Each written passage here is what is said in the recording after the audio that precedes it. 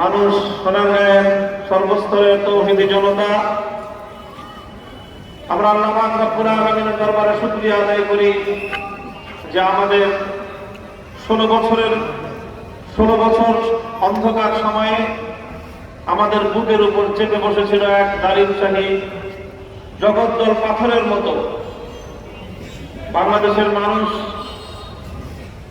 মানুষের ধারণা হয়ে গিয়েছিল যে এই জালিম শাহীকে বুঝিয়া আমাদের বুকের উপর থেকে নামানো সম্ভব না। আর তাদের আত্মবিশ্বাস এই পরিমাণ ছিল যে তাদেরকে হটানোর মতো, অপসারণের মতো কোন শক্তি নেই। কিন্তু আল্লাহর কোরআন যেভাবে বলেছে, ফাআতাহুমুল্লাহু মিন হাইসু লাম ইয়াহতাসিবু, থাকতে পারবে কিন্তু কোন ক্ষমতা চিরস্থায়ী হতে পারে না। কোন ক্ষমতা চিরস্থায়ী হতে পারে না।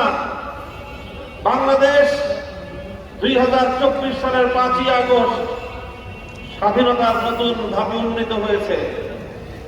এই স্বাধীনতা ফ্যাসিবাদের জুলুম থেকে স্বাধীনতা, এই স্বাধীনতা নব্য বাকশালীদের হাত থেকে স্বাধীনতা, এই স্বাধীনতা নতুন করে বাংলাদেশকে দিল্লির গোলামে পরিণত করার ষড়যন্ত্রের হাত থেকে স্বাধীনতা।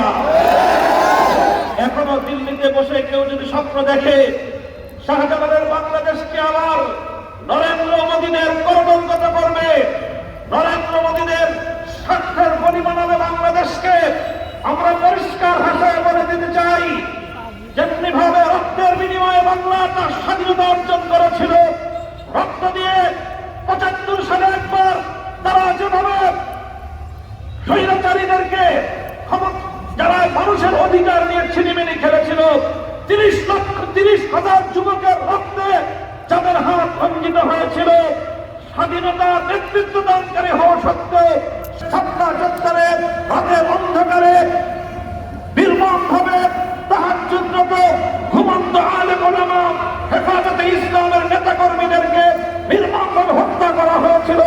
2014 সালে নির্বাচন পূর্ববর্তী সময়ে গোটা বাংলাদেশে বিরোধী দলগুলোর নেতা কর্মীদের উপর অকথ্য নির্যাতন পরিচালিত হয়েছিল।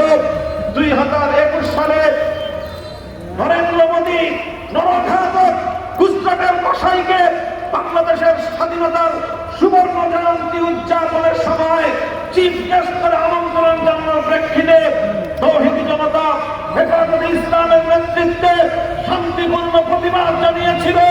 এই অপরাধে হাটহাজারী থেকে ব্রাহ্মণবাড়িয়া পর্যন্ত পাখির মতো গুলি করে 25 জনের মতো আমার ভাইকে হত্যা করেছিল।